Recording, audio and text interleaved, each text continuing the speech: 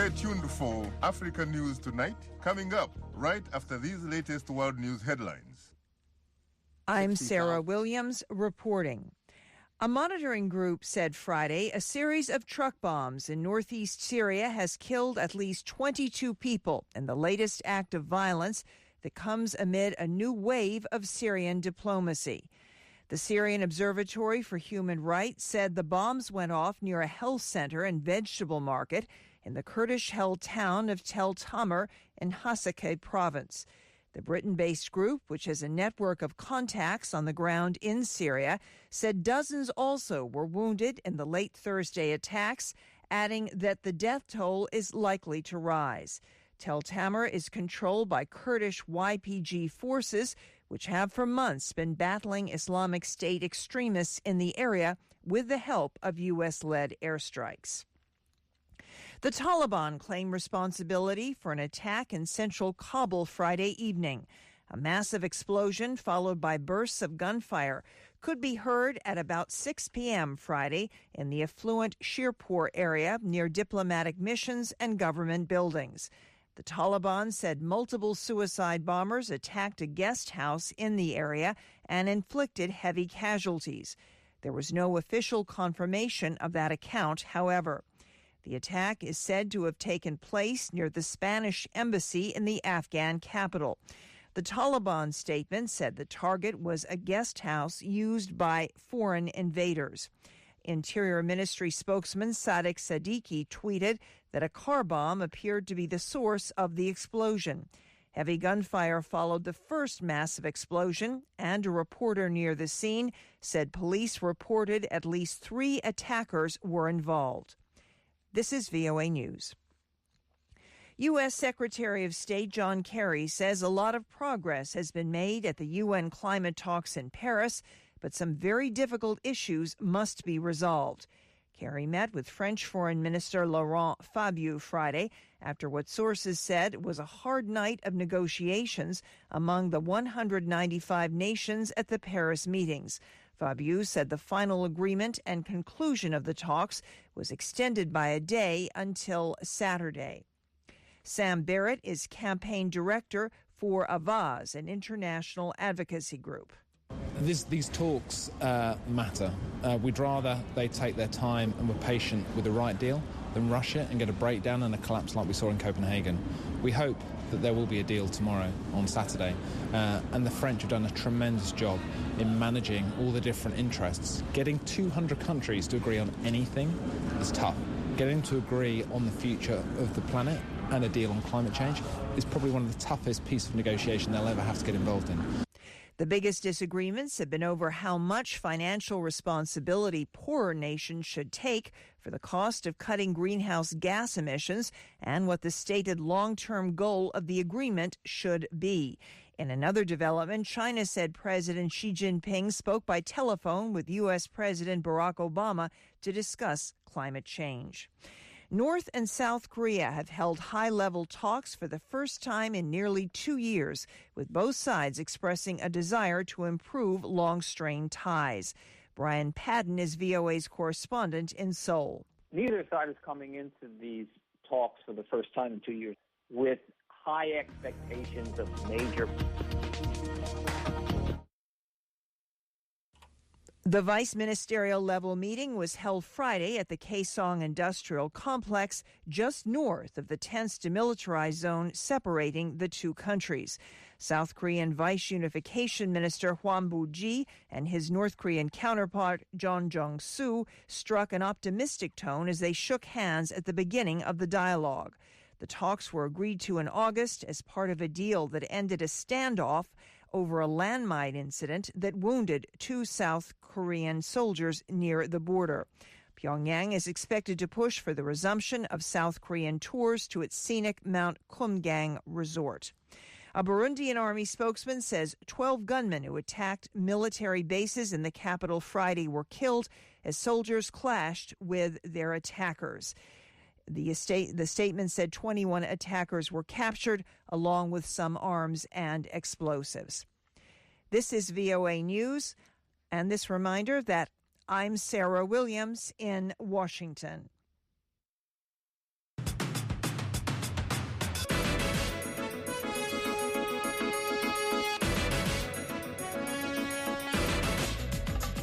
Good evening and welcome. Welcome to Africa News Tonight from the English to Africa service of the Voice of America.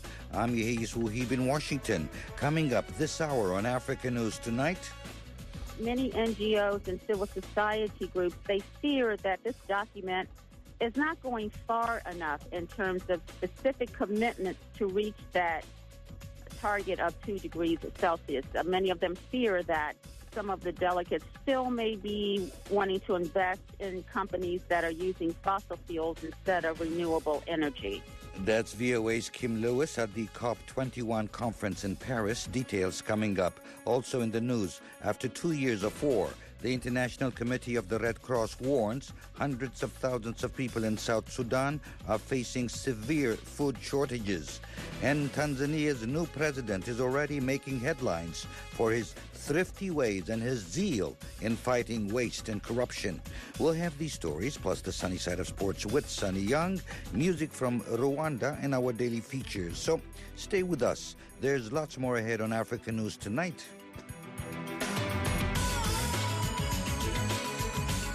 Our top story this hour, U.S. Secretary of State John Kerry says a lot of progress has been made at the UN climate talks in Paris, but some very difficult issues must be resolved. Kerry met with French Foreign Minister Laurent Fabius today after what sources said was a hard night of negotiations among the 195 nations at the Paris meetings. Fabius said the final agreement and conclusion of the talks was extended by a day until tomorrow. The biggest disagreements have been over how much financial responsibility poorer nations should take for the cost of cutting greenhouse gas emissions and what the stated long-term goal of the agreement should be. Earlier, world climate conferences had set a goal of keeping the rise in global temperatures this century to 2 degrees Celsius above worldwide levels before the industrial era started. However, newer research has indicated that a lower target, such as limiting the rise in temperatures to 1.5 degrees, would be preferable. The latest draft of the conference's final agreement calls for the widest possible cooperation by all countries in the effort to reduce emissions of climate-altering greenhouse gases. The question of financial responsibility for emissions reduction has been a major point of contention during the talks in Paris. Representatives of 134 developing countries object to some industrialized countries' efforts to set conditions for funding.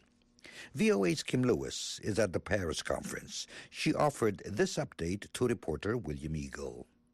This will be the first ever legally binding agreement to keep the world temperature below 2 degrees Celsius. And this final draft is scheduled to be released tomorrow here in Paris on Saturday. However, many NGOs and civil society groups, they fear that this document is not going far enough in terms of specific commitments to reach that target of 2 degrees Celsius. Many of them fear that some of the delegates still may be wanting to invest in companies that are using fossil fuels instead of renewable energy. Kim, from your end, I know you've been monitoring especially NGO discussions surrounding climate change. What is the reaction so far from NGOs or from Africans that you've spoken to? What NGOs are saying is they want to make sure that negotiators are including the humanitarian aspect of this whole climate deal, and that is regarding human rights and indigenous rights. This is a big issue for them, and they said this should be a huge focus in this area because how can you talk about saving trees and land without really looking at the people? And there are people right now, they say, who are experiencing climate change on a daily basis, from extreme droughts to extreme flooding, as we have been covering in many parts of the continent. And overall, what they're saying, what makes this convention different, is that everyone does agree that carbon emissions, it should be reduced. And people are already taking action here. From what I have seen here, there are many kinds of innovations, ideas, and inspirations that have been presented here. So they just want to make sure that the humanitarian aspect is not lost in all of this. That was VOA's Kim Lewis. She was speaking with reporter William Eagle. There is a new warning about the severity of climate change, and it comes as the Paris Climate Summit wraps up. A Scottish study says if significant efforts are not made to counter rising temperatures, billions of people will be at risk from extreme heat, flood, droughts, and food shortages. VOA's Jody Capua reports. The University of Edinburgh study looked at key climate factors and their estimated effect on both land and sea temperatures. It finds that if the status quo on climate change mitigation remains, land surface temperatures could rise by nearly 8 degrees Celsius by the year 2100. To put that into perspective, negotiators at the Paris conference, known as COP21, had wanted to keep temperatures just 2 degrees Celsius above pre-industrial levels. That goes back to the year 1750. Many observers say climate mitigation plans submitted by many countries puts that goal out of reach. They predict at least a 3-degree increase. Roy Thompson is a professor emeritus at Edinburgh University's School of Geosciences. He blames the dire climate forecast on aerosols. These include smog, air pollutants, and smoke. Man has both been burning fossil fuels, producing carbon dioxide and generating a greenhouse effect. But in addition, it's been producing aerosols which have been masking how strong the greenhouse effect actually is, because the aerosols tend to cool because they reflect the sunlight. He says by studying land and ocean temperatures, he was able to disentangle them and determine their combined effect on climate. What I find is that the greenhouse effect is stronger than people have been thinking, and so in the future, as we continue to burn fossil fuels, emit carbon dioxide, the warming will be more pronounced than we'd previously realized. Thompson says China is a good example of where aerosols have a big impact. Really, what has been happening in Beijing, where they've been suffering smogs and bad visibility, and that comes from sulfate from burning what's sometimes called dirty coal. He admits making a climate prediction for the year 2100 may not spur people to act now. There we have the crux of the matter, that we either have to do something now by taking a firmer line on reducing greenhouse emissions, or if we don't do that, it's our descendants that will suffer. Should global temperatures rise by 8 degrees Celsius, Professor Thompson says there would be what he calls an entirely different planet. Life in the tropics would be particularly difficult as organisms are pushed beyond their optimal temperatures.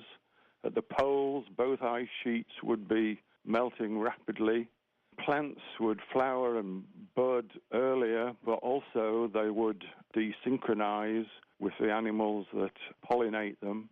Sea levels will be rising, and so people living in the poorest countries and in low-lying coastal areas would be particularly hit. Although sea temperatures won't rise as quickly, Thompson says seas will become more acidic as carbon dioxide mixes with water. Many commercial marine species could be harmed because they have less oxygen to breathe. Despite the potential for very bad things to happen, the Edinburgh University professor says something can be done. He calls for an economic approach, namely a carbon tax.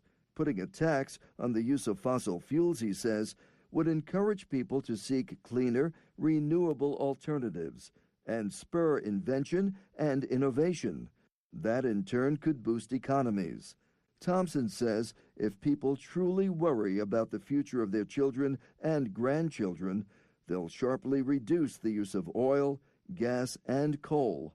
Joe DeCapua, VOA News, Washington. After 2 years of war, the International Committee of the Red Cross warns hundreds of thousands of people in South Sudan are facing severe food shortages, with many at the point of starvation. Lisa Schlein reports from ICRC headquarters in Geneva. The International Committee of the Red Cross warns the level of hunger in South Sudan is alarmingly high, and many people are in desperate need of medical care. The Swiss humanitarian organization says for many people, the last 2 years have been a life on the run in search of food and health care and away from the dangers of warfare and sexual assault. Florence Gillette, ICRC Operations Coordinator for South Sudan, has just returned from a mission to that country. She tells VOA the ongoing fighting between the government and rebel forces has displaced more than 1.7 million South Sudanese in remote areas. She says many are effectively in hiding. Hiding in the bush, on islands, sometimes on makeshift islands, that they have made to stay out of reach of any attacks. These people are not feeling safe enough to return to their area of origin, to their home. They are grouped in small groups in those hard-to-reach areas, and they actually fled for their life and for their physical integrity. Gillette says the ICRC and other aid groups can occasionally provide these displaced people with food, but she says not enough is reaching them, and many are barely surviving on what they can gather in the forests and the fields. As a consequence, she says, malnutrition levels are extremely high in many areas. She says providing medical care is practically impossible in some places. She notes there are many war wounded, and right now people are particularly at risk of malaria and respiratory infections. It's difficult to say how many people are dying of those diseases because we can only work in some pockets because we don't have the means to cover the whole areas. The warring parties signed a peace agreement earlier this year. Unfortunately, the ICRC says violence persists and the humanitarian consequences of 2 years of conflict remain of great concern. Besides the massive food needs, the agency says many people are separated from their loved ones with little hope of returning to the homes they have fled. Lisa Schlein for VOA News, Geneva. An advisor to Burundi's President Pierre Nkurunziza says his cabinet met today and decided not to declare a state of emergency after a series of armed attacks on government facilities. The military repelled the pre-dawn attacks by heavily armed gunmen today at 2 army barracks in Bujumbura, the capital, and a third facility south of the capital. As tension mounts in a months-long conflict over presidential politics, Kenya Airways, Rwanda Air, and Ethiopian Airlines have canceled all flights to Burundi. However, a presidential advisor assures that the airport remains open. An army colonel says government forces killed a dozen gunmen and captured 21 others. Reports of military casualties are small, but the number is conflict. Gunfire and explosions were heard around 4 a.m. this morning. Fighting continued for about 2 hours. Presidential media advisor Willie Nyamitwe wrote on Twitter that the strikes were a diversion by the attackers to try to free prisoners at the military camps. In other attacks, Governor Juvenal Bigarimina of southwestern Ruma-Oenge district says yesterday the army battled a nearly 100-strong force of fighters who invaded the town of Burambi, 75 miles south of Bujumbura. There are no reports of the status of earlier efforts by the European Union to resolve the conflict. The UN says at least 240 people have been killed since April and more than 200,000 have fled to neighboring countries. Burundi has been plagued with unrest since April when President Pierre Nkurunziza ran and was elected to a third term of office. Critics said he was violating the constitution's 2-term limit, as well as an agreement that ended Burundi's 12-year civil war.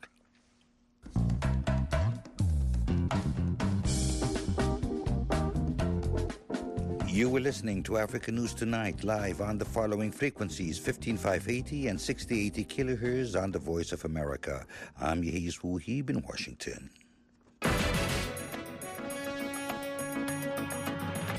19 past the hour, here's a recap of our top stories.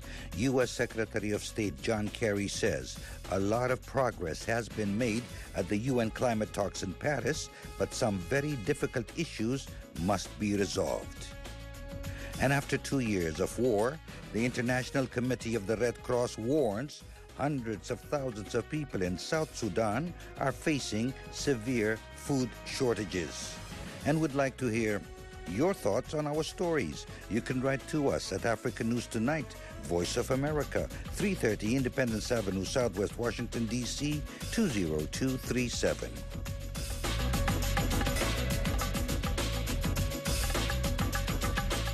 Tanzania's new president took office just last month, but he's already making headlines for his thrifty ways and his zeal in fighting waste and corruption. Lenny Ruvaga has more from Nairobi with reporting from Dar es Salaam by Dina Chahili of VOA's Swahili service. Barely a month in office, Tanzania's new president, John Magufuli, is going full throttle in the fight against waste and corruption. Tanzanians say they like his take-charge approach, though it is not new for him.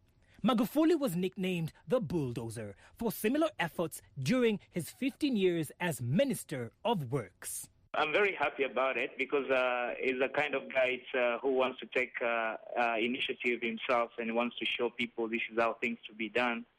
And I think that's a fantastic way to show all the Tanzanians that what they need to do, and he's leading the way for all of them to follow him as an example. On his first day in office this November, Magufuli made a surprise visit to the Finance Ministry where he castigated civil servants who were not at their desks. Magufuli has banned foreign travel for most government officials. He cut a bloated delegation for the Commonwealth Heads of Government meeting in Malta from 50 to just 4. Tanzanians have gleefully backed his efforts, posting their own cost-saving ideas under the Twitter hashtag, What Would Magufuli Do? Photos of Magufuli cleaning up garbage in the streets Wednesday were all over social media. He had cancelled lavish Independence Day celebrations that day and instead ordered the funds to be used to fight a cholera outbreak that had killed dozens of people and sickened nearly 5,000 more.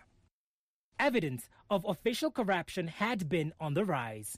In 2014, a scandal broke revealing that government ministers using escrow accounts had allegedly stolen approximately $180 million from the central bank. This month, President Magufuli suspended the Commissioner General of the Tanzania Revenue Authority on suspicion of abetting corruption and tax evasion at the Dar es Salaam port. That official is now under arrest along with 5 others. The Secretary General for the ruling party, Chama cha Mapinduzi, Abdul Rahman Kinana, praised the move.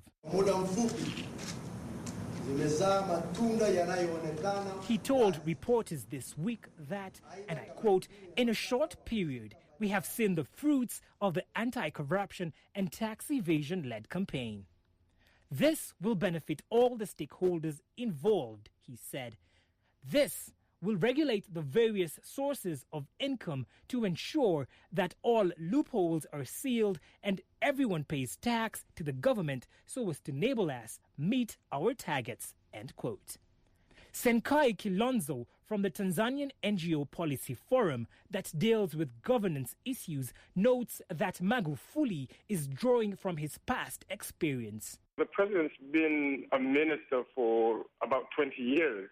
He would have seen what the issues are. He would have been very concerned about wastages, outright corruption, outright theft of the public coffers, and he would have been really uncomfortable in all those years. And I assume that perhaps he's now been given the opportunity to make amends, and that's what he's trying to do. But Kilonzo says real change will take more. One man can't do it on his own. So I think it's all about the entire community as a nation saying we've had enough about this. It's impacting all our lives. You know, when there's less money around, it means, poor social services, including health and education. Analysts say challenges await and issues such as low pay within the civil service, which encourages graft, will have to be addressed.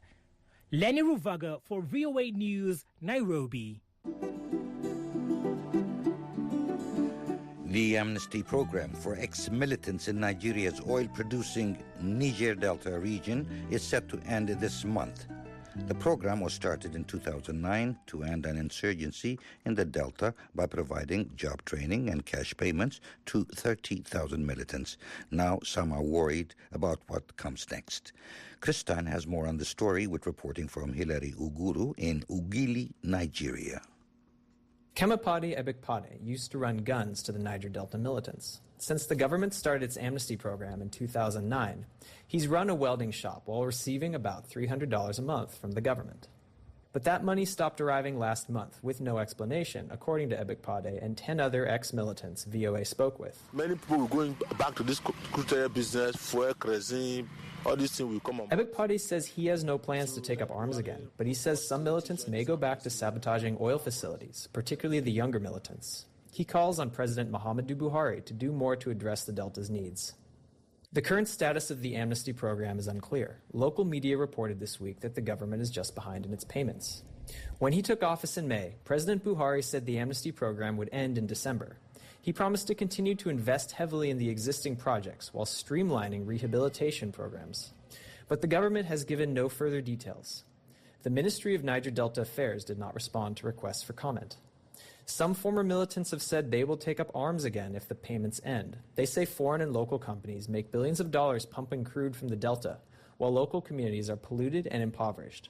Niger Delta activist Ankio Briggs says Nigeria's successive governments have failed to develop the Delta. She calls for self-determination for the region. For us, we have made up our minds that it is no longer acceptable that we should continue to provide all the revenue, most of the revenue that Nigeria needs, and still remain as backward and as neglected as we are. Oil makes up about 75% of Nigeria's budget revenues, and Nigeria's economy is struggling with the global drop in the price of crude. The price of oil hit a new 6-year low this week, falling to just under $37 per barrel. At the height of the insurgency, militants reduced Nigeria's oil production by about 25%. The government would be ill-prepared to handle a similar cut today. Chris Stein for VOA News, Lagos.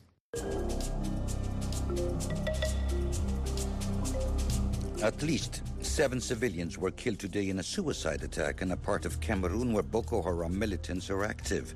The French news agency said the attack took place at a food stall in the town of Kolofata in northern Cameroon. The country cooperates with Chad, Benin, Nigeria, and Niger on a joint military force dedicated to fighting Boko Haram. The Islamist radical group is based in northern Nigeria but has carried out regular attacks in Cameroon since 2013. On Wednesday, Cameroon's army received a U.S. shipment of combat vehicles, generators, and other war equipment for the fight against Boko Haram. The U.S. deployed 300 American troops to the region 2 months ago. Last year, the United States declared Boko Haram a foreign terrorist organization and placed a $7 million bounty on its leader, Abubakar Shekau. This is Africa News Tonight. I'm Yehis Wuhib in Washington. It's 28 minutes past the hour on the Voice of America. For listeners on VOA's Nairobi FM station, please stay tuned for the Swahili Evening News coming up at 16:30 UTC. For all other listeners, please stay tuned to Africa News Tonight for the latest sports, features, and more coming up next right here on the Voice of America. For the full hour of Africa News Tonight, tune in again at 1800 UTC. This is a public service announcement from VOA Africa. Ebola is not a curse or spiritual infection. It is a deadly disease, a fever spread by contact with the body fluids of infected people. I am Dr. Conde Greaves. Its symptoms start with a fever, fatigue, and muscle pain. Within a few days, vomiting and diarrhea sets in, and victims lose about 4 liters of body fluid each day. Ebola is highly infectious. If you experience any of these symptoms, seek medical help immediately. You must wash your hands regularly. Do not eat or handle bushmeat. Stay away from people suffering from Ebola. And do not handle the bodies of Ebola victims. If you have had contact with someone who has Ebola, you need to have your temperature monitored daily for any change. Early diagnosis and treatment is critical to your survival. Learn the facts about Ebola. Knowledge is life. This was a public service announcement from VOA Africa. This is Africa News Tonight on the Voice of America. Here's a brief recap of our top stories this hour.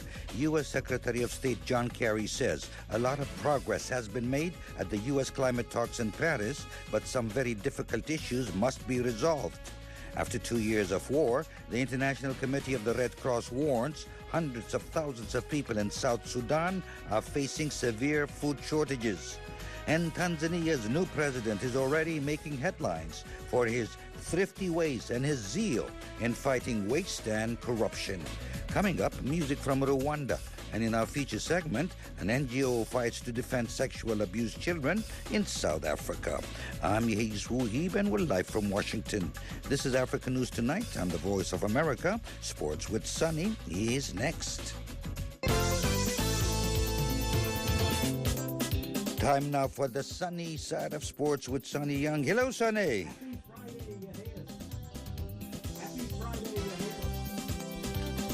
Happy Friday, Yehis.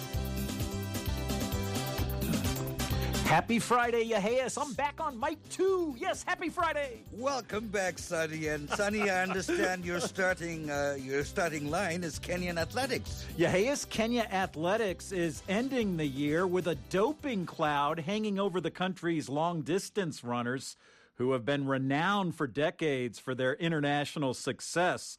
3 top Kenyan athletic officials were recently suspended for their roles in allegedly covering up positive doping tests. Dick Pound, the former president of the World Anti-Doping Agency, has said, and I quote, "It's pretty clear there is a lot of performance-enhancing drugs being used in Kenya." In August, at the World Championships in Beijing, 2 Kenyan athletes, Joyce Zakari and Koki Manunga, were suspended after testing positive for doping. The suspensions and doping allegations swirling around Kenya have some questioning the country's performance at the World Championships, where it became the first African nation to top the medals table. In this sunny side of sports highlight for 2015, reporter Shegun Dot on the Spot Adeyemi looks back on Kenya's history-making performance in Beijing. Good evening, Africa. Kenya has made history by becoming the first African nation to emerge the overall winner of the 2-yearly World Athletics Championships. The East African nation finished on top of the medals table at the 15th edition of the championships. Kenya won a total of 7 gold, 6 silver, and 3 bronze medals to finish ahead of Jamaica with 7 gold, 2 silver, and 3 bronze medals, and the United States with 6 each of gold, silver, and bronze. Until this year's edition, Kenya's best outing was a second-place overall finish at the 2007 edition of the championships in Osaka, Japan. In the first edition of the championships in Helsinki, Finland in 1983, Kenya did not even appear on the medals table. Altogether, 8 African teams made it to the medals table at the 2015 edition. They are, in the order in which they finished, Kenya, Ethiopia, South Africa, Eritrea, Egypt, Tunisia, Morocco, and Uganda. Congratulations to Kenya, the overall winner of the 2015 World Athletics Championships, for this great achievement. In one of the highlights, the final day, African runners made it a 1-2 finish in the women's marathon. Mary Dibaba of Ethiopia won the gold in 2 hours, 27 minutes and 35 seconds. She was followed by Hela Kiprop of Kenya in 2 hours, 27 minutes and 36 seconds. For the sunny side of sports, this is Shegun Adeyemi in Lagos. The Voice of America, VOA. Kenya's seventh and final gold medal in Beijing was won by Asbel Kiprop, who came from behind to win his third consecutive world title in the men's 1,500 meters final. I knew that when it comes to the last 200, 250 meters, remember that's how McLaughlin won Olympics in London, here in the last 250. I've been looking at his qualifying rounds when he races. My colleague here they've been running both of them the last 250 meters. But when you compare his last 50 meters, it's not moving. So I was a little bit confident that maybe that's where I could catch them. That's Asbel Kiprop of Kenya, the three-time world champion in the men's 1,500 meters race. And Kiprop was speaking in Beijing, China. Kenya's 6 other gold medal winners in Beijing were Julius Yego in the men's javelin, David Rudisha in the men's 800 meters race, Nicholas Bett in the men's 400 meters hurdles race, Ezekiel Kemboy in the men's 3,000 meters steeplechase race, Hyven Jepkemoy in the women's 3,000 meters steeplechase race, and Vivian Chariot in the women's 10,000 meters final. Truly a great showing by the Kenyans at the World Athletics Championships.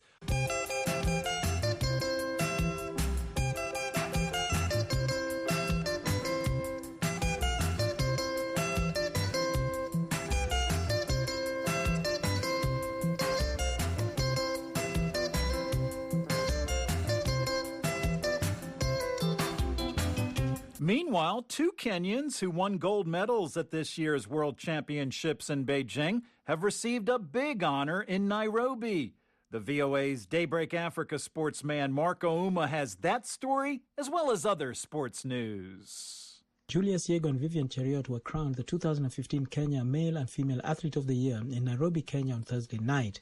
Yego, the world javelin champion, is the first Kenyan to win a gold medal in a field event on the global stage. Chariot earned accolade after winning the 10,000 meters at the World Championship. 4-time world 3,000 meter steeplechase champion Ezekiel Kemboy received the men's long distance award, while 3-time world 1,500 meter champion Asbel Kiprop received the middle distance award. World 400 meter hurdles champion Nicholas Bett bagged the Outstanding Performance Award. Eliud Kipchoge, victor at the London and Berlin marathons, scooped the men's road running award, while Gladys Cherono, the Berlin marathon winner, bagged the women's road running award. Kumari Turkey, the 1,500 meter gold medalist at the World Youth Championship, Africa Youth Championship, and Commonwealth Youth Games, earned the Young Male Athlete of the Year award, while World Youth 2,000 meter steeplechase champion Selfin Chespol was named the Young Female Athlete of the Year. Meanwhile, 7 countries have submitted bids to stage the World Race Walking Team Championship and the World Junior Athletics Championships due next year, the IAAF revealed in Monaco. Ecuador, Italy, Mexico and Ukraine are vying to stage the race walking event, while Australia, India and Poland have their sights trained on the Junior Athletics Championship. The bidding process became necessary after Russia, the original host for the 2 events, was suspended from World Athletics. Turning to football, the curtains come down at the Under-23 Africa Cup of Nations when Algeria and Nigeria clash in the finals in Dakar, Senegal tomorrow Saturday. Prior to the finals, Senegal faced South Africa in the bronze medal playoff. In Japan, the Democratic Republic of Congo's Orange Africa Champions League title holders TP Mazembe tackled Japan's Sanfrecce Hiroshima in the quarterfinals at the FIFA Club World Cup in Osaka on Sunday. Sanfrecce Hiroshima earned the right to challenge TP Mazembe following their 2-0 victory over New Zealand's Auckland City in Yokohama on Thursday. In rugby, Kenya play England as South Africa face Zimbabwe at the start of the second leg of the IRB 7 series in Cape Town, South Africa tomorrow Saturday. All 4 teams are drawn in the same group for their preliminary round fixtures. I'm Mark Oma in Johannesburg, South Africa, wishing you all a sporty weekend. Because this is Africa.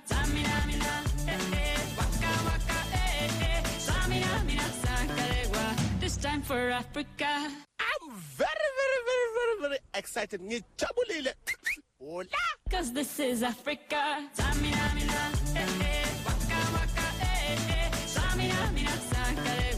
This time for Africa. Human rights group Amnesty International says the corruption crisis in football's world governing body FIFA is drawing attention away from abuses of migrant workers helping to construct venues for the 2022 World Cup in Qatar. Henry Ridgewell reports. Amnesty says in recent months, Qatar has made some progress in improving the rights of migrant workers. Under the so-called new wage protection system, big companies must now regularly pay their employees by electronic bank transfer, helping to address problems over late or missing wages. But Amnesty's Mustafa Kadri says there are still holes in the legislation. Workers that are most exposed to abuse in Qatar are those employed in the smallest companies. And they might have a 3-month visa, they may be informally employed. They're very hard to track, these small companies.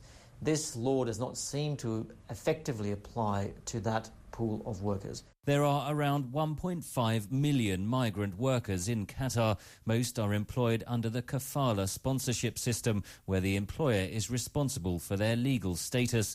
Amnesty says this led to major abuses, including the confiscation of employees' passports. An employer has the power to control where a worker goes, when they leave the country, whether they can change jobs. And the fact that that creates an incredible power imbalance. Kadri accuses FIFA, football's world governing body and the organiser of the World Cup, of abdicating its responsibilities. We do have a concern that the focus on the corruption allegations and FIFA's leadership is diverting attention away from human rights and FIFA's responsibility with respect to human rights. Qatar has strongly denied claims that its officials paid FIFA delegates to win their votes to host the 2022 World Cup, and FIFA's Ethics Committee ruled in November that any breaches of the rules were only of very limited scope. Swiss police are investigating corruption claims against suspended FIFA head Sepp Blatter, while scores of FIFA officials have been indicted in an ongoing US investigation. Speaking in London Thursday, US Attorney General Loretta Lynch urged wholesale reform. It's incumbent upon every country that participates in this great sport to be involved in FIFA's reform.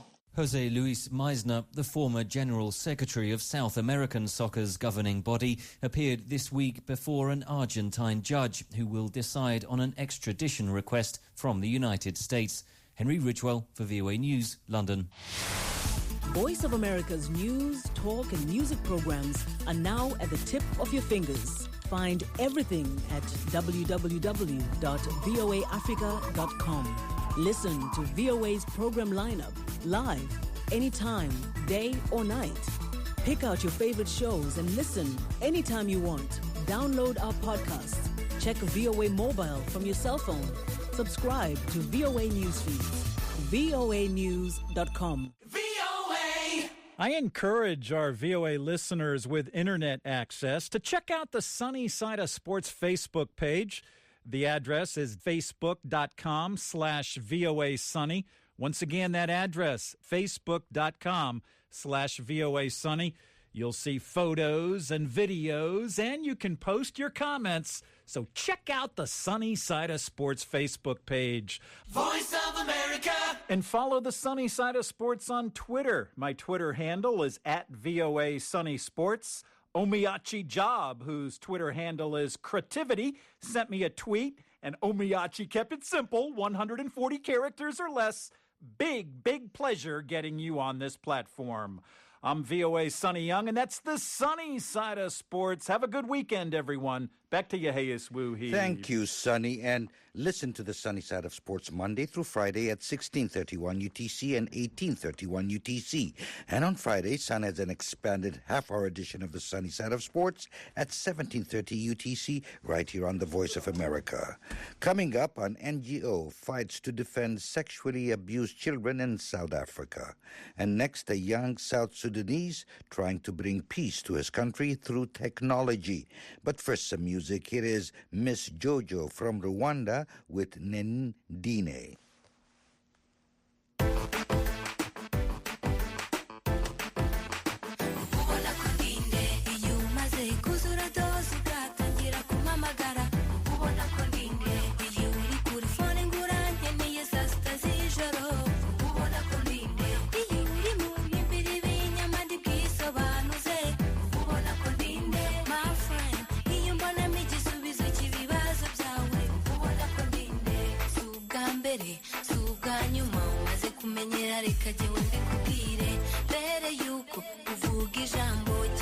Amazu wanzu ureba uribwira ubu narigendera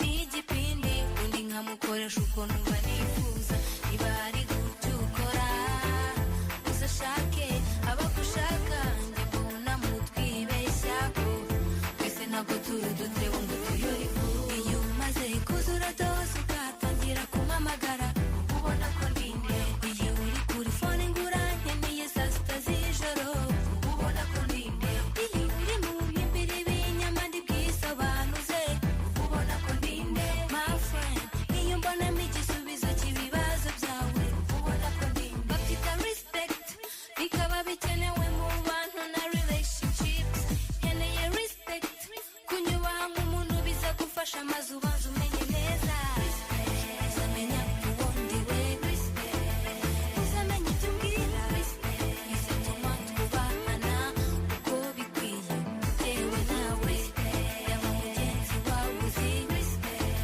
ni kimwe n'ubutazi uburya ntiwamenya aho tuba tuzahurira iyo umaze kuzura dose ugatangira kumpamagara ubona ko ndinde iyo uri kuri fone ngura nkeneye saa sita z'ijoro ubona ko ndinde iyo uri mu mpimbiri b'inyama ndi bwisobanuze ubona ko ndinde my friend iyo mbonamo igisubizo cy'ibibazo byawe Miss Jojo from Rwanda with Nindine. Research by South Africa's Medical Research Council say half the country's children will be sexually abused before the age of 18. Other organizations report that a quarter of children under the age of 16 in South Africa have been sexually abused. That's about 4 million youngsters. Most of these children don't get help and are condemned to lives of suffering. However, a few rise above their circumstances to become remarkable human beings. Darren Taylor reports in one such case in the final installment of a series on South Africans making a difference. A girl with long blonde hair, a wide smile, azure eyes and a vivacious personality sits in an office inside a colonial-era house next to one of Johannesburg's busiest hospitals. She was sexually abused by her father with mother's agreement from very, very young. Trish Heslop is the director of Guild Cottage. It's the only specialist residential treatment centre for sexually abused, traumatised children in South Africa. As a little girl of about 5, she was deflecting abuse from her younger siblings. She took the brunt of it. Sexual abuse, emotional abuse, physical abuse, beaten with a stick. A child with great resilience and a child who's smart. The institution's experts are giving 15-year-old Jessica the counselling she needs to overcome her brutal past. She arrived at the cottage almost 3 years ago from foster parents who weren't able to deal with her unique problems. I was sad for leaving home, but on the other side I was happy because I knew that they were going to help me and for me to move on with my life. Jessica's caregivers found a school for her, but Heslop says because of the damage done to her and her desire to fit in with peers, she almost destroyed herself. Her first year in high school, because she tries to please, she got involved in some of the drugs that were around, and we got her into rehab. Jessica says she'll never forget the staff of Guild Cottage for their patience and for forgiving her for her mistakes. I've messed up a lot and they've gave me chances. They've loved me and they've always been there. The cottage's psychologists and other therapists forge close relationships with girls like Jessica in an atmosphere of trust and caring. We don't believe in warehousing children. We believe in giving children experiences, normalizing them, sending them to schools, letting them go on school camps, go to the movies so they can talk to their friends at school about the latest, I was going to say Minions movie. I think I'm probably 6 months behind the times. And dressing them well. They can't wear rags. They've got to look like they belong in the community. So, because of its policy to provide nothing but quality for the girls, Guild Cottage is locked in a constant battle to survive. The state provides only a quarter of the funds it needs. It relies on private donations for the balance. I beg a lot, very good at begging, but people are very tired of giving money. This is a country that has many, many needs and not enough money to spread around. At the moment, we're deep in a hole somewhere. We're kind of trying to dig our way out. The government give us... A tight budget means the cottage only has the means to help 18 girls on the premises. After intensive therapy and just living the life of a normal teenager, Heslop says Jessica's now thriving. She values education enormously. She works very hard. She is involved in sports in school. She is just a girl who works so hard. And she is prepared to succeed at whatever she does. She studies. She's probably studying right now. And the school love her because this is a child who, she's polite, she's respectful, she's a good role model for other kids. Jessica remembers how she once felt worthless. Now she's a confident young woman determined to succeed. My favorite subjects is math and accounting because I want to become an accountant one day. She says if it wasn't for Guild Cottage, she'd probably be an empty failure or even dead. I wouldn't have realized how important school is and how important it is to not hurt yourself and to do bad stuff to yourself or to use drugs and stuff to kill yourself. I'll leave Guild Cottage, but I'll always come back because I'll miss them. They become a family. Jessica says it's her dream to one day establish a similar organization to help children who are much worse off than her. Because Guild helped me and they showed me mercy and they love us, so I'll want to be like that and help people because I got helped. So why not help them to see the brighter future, to leave the darkness behind and move on. Piles of proposals to potential donors teeter on Heslop's desk. She hopes some will be successful, giving Guild Cottage the funds to stay open, money that will allow it to create more Jessicas. I'm Darren Taylor for VOA News in Johannesburg.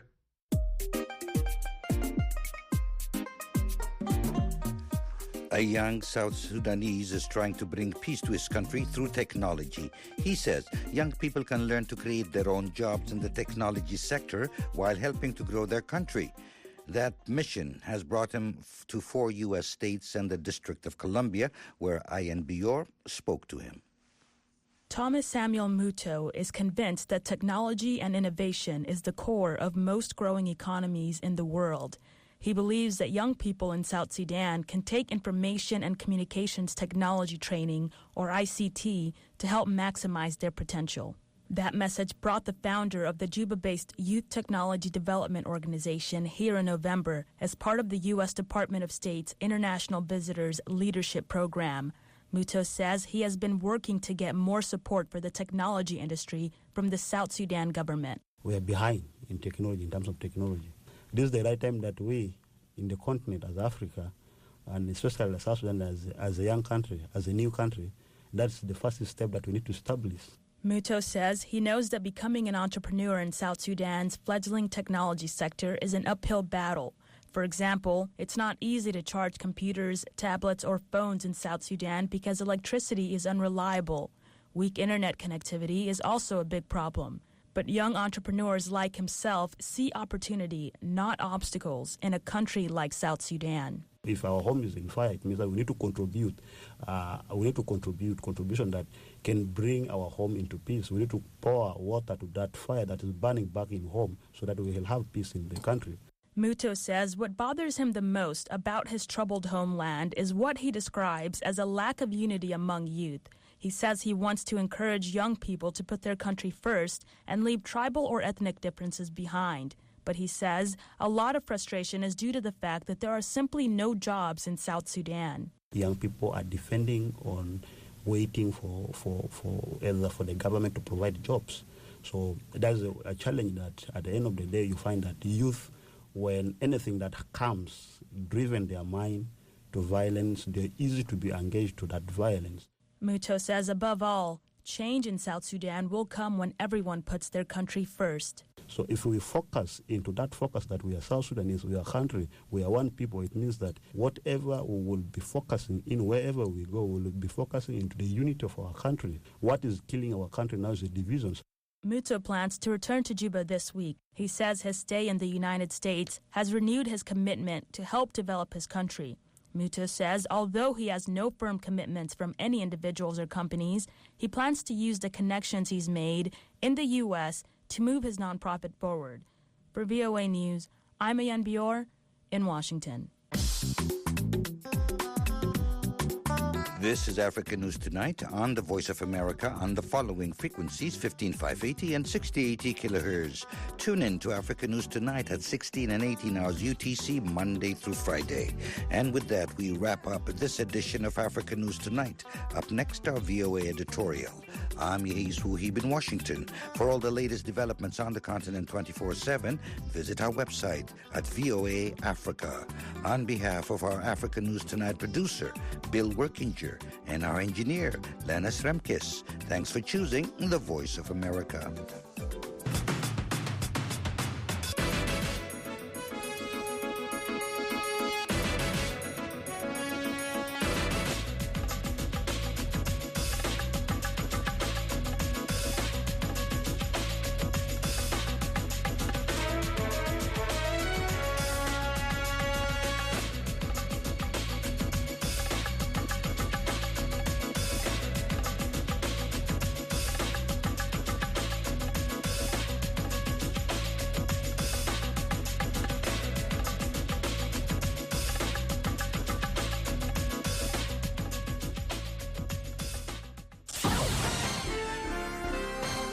Next, an editorial reflecting the views of the United States government.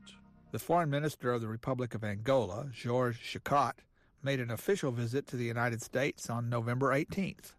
The meeting between U.S. Secretary of State John Kerry and Foreign Minister Chicot was the second ministerial-level meeting of the U.S.-Angola Strategic Partnership Dialogue. The two delegations reviewed the advances made in the bilateral relationship over the past year since the previous strategic dialogue in December 2014. The United States congratulated Angola on the progress made over its 40 years of independence.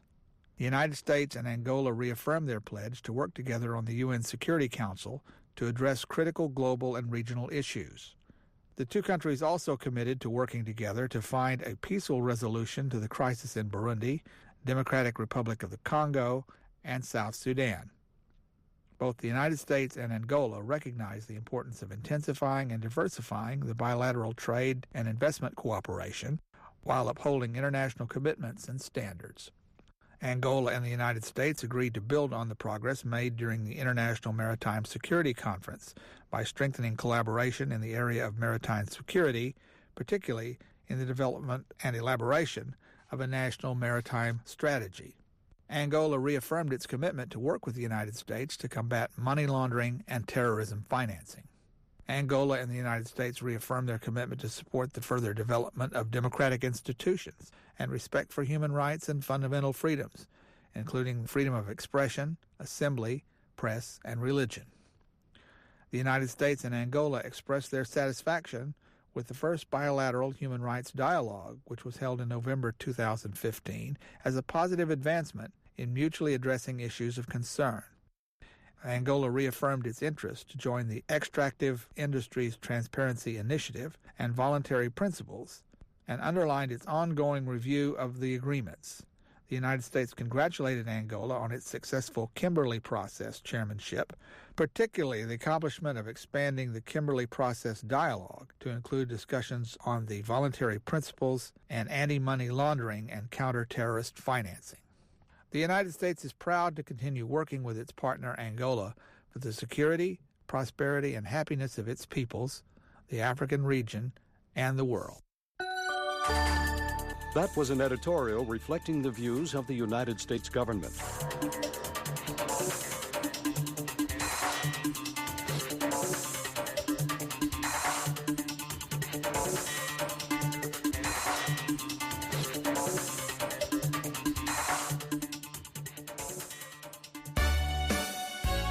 one of the world's great cities, the gateway to America for generations.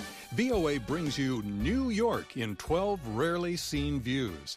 Presenting the 2016 VOA calendar, a gift from us free for the asking. Just send us your mailing address in an email to calendar@voanews.com, and you can have New York's beauty grace your wall all next year.